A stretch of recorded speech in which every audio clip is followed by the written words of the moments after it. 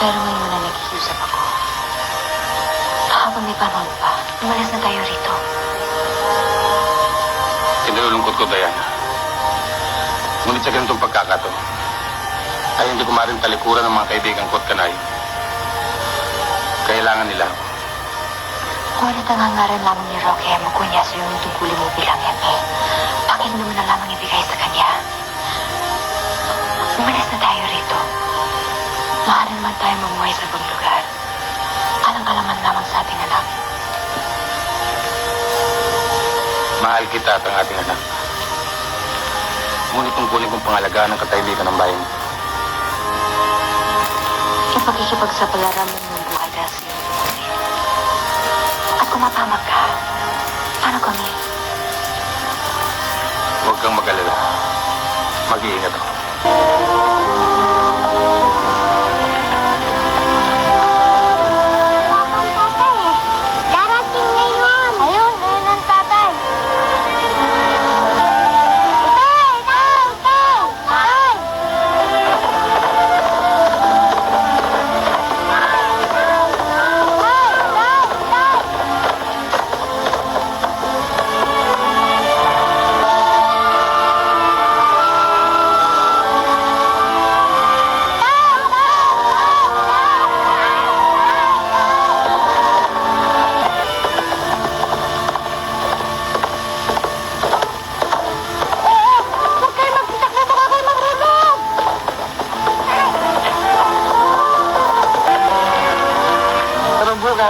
Marami akong mayroon eh.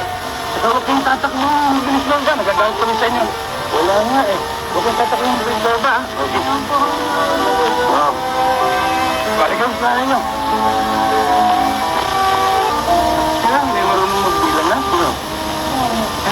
Sige, magbilang na. 1, 2, 3, 4, 5, 6, 7, 8, 9, 10. Ikaw, marunong ka? Ano ka? Ha? Gantan ikaw. Bilang, sige.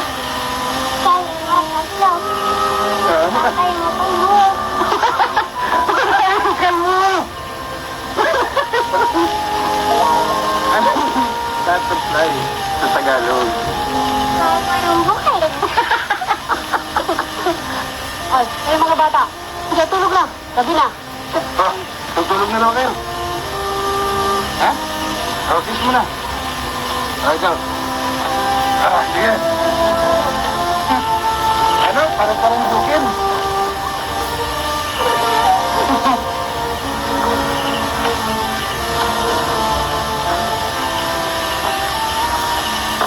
Naku yung mga anak mo. Hanggang sa loob, panay ang pakiusap na huwag muna silang matulog.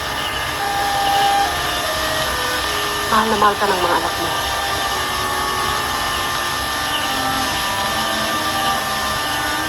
Tuloy na ba ang pagpunta mo sa bahay mo pa? Oo. Uuwi ka rin magbukas ng gabi. Hindi siguro. Malamang eh. Sa bayan na ako matulog. Bakit? Wala naman. Ayoko nang abutin ka ng gabi sa daan eh.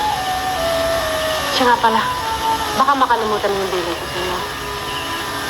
Alin, yung alampay na nakita natin noon? Ay, hindi. Hindi ko kalilimutan.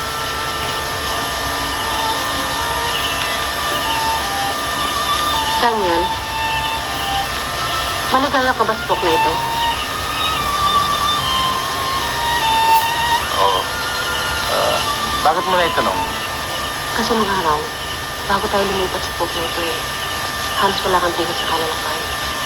Alam ko, isang katulad mo mahirap mamalagi sa lugar. Bakit naman magiging mahirap? Sa katunayan, hindi ba ako pumili sa lugar na ito? Baka namang ikaw ang nagsasawa na dito. Aba hindi. Naniniwala akong mapapaunlad natin ang lugar na ito. Lalaking ating mga anak na walang tinitingnan ng sinuman. Sapagkat narito sa lupang ito ang kanilang magandang kinabukasan. Ang pag-aaral ng mga batang inisip ko. Maaari ko naman sila dito turuan pa samantala. Kung malalaki na sila, eh, saka ko lang sila papag-aralan sa bayan. Tena, magpahinga na tayo maagang alas mo bukas.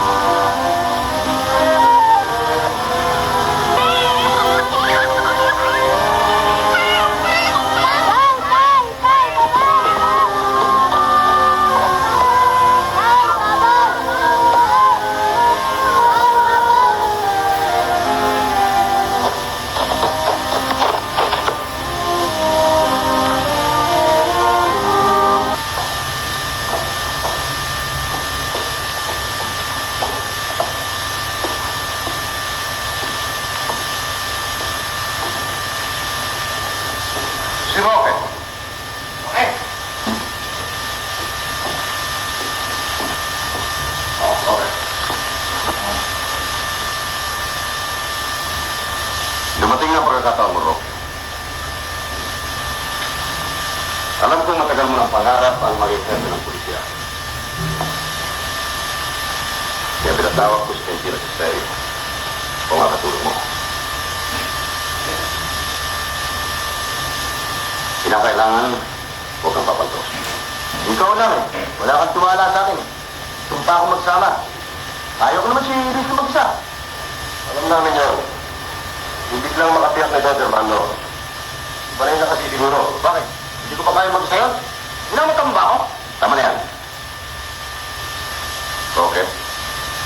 Basta't napatay mo si Luis. 1,000 piso ang para sa'yo. At asahan mo, nang pinahangako sa iyong pwesto na maging hepe ng polisiya sa bayang ito, ay sa'yo.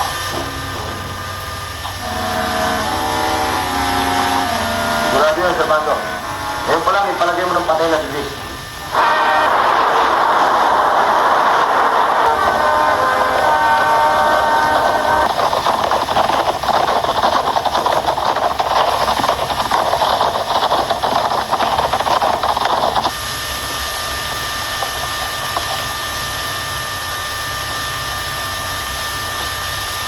Dani! Ano kayo? Nanay! Nanay! Nanay! Huwag ka matakot, anak.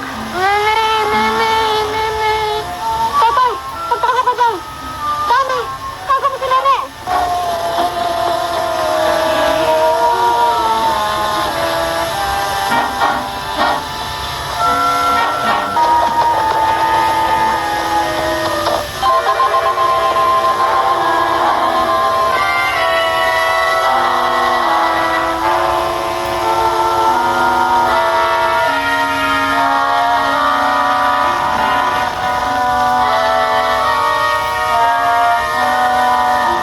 Nasaan ang asawa mo?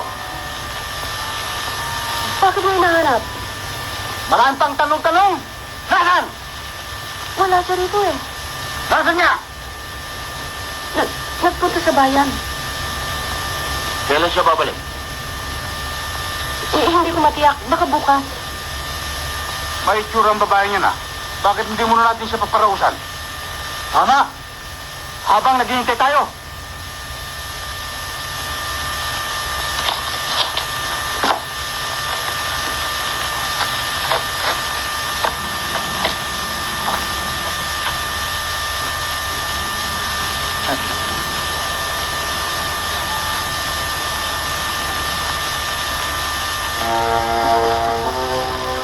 Napakaganda mo. At napakabango pa. Nangawa.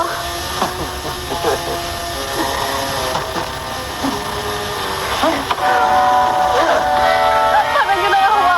Itawan niyo ako. Parang ginagawa. Bakit ko bang naawa sa akin? Hindi na ako makapaganti sa kanya. Iwan ko.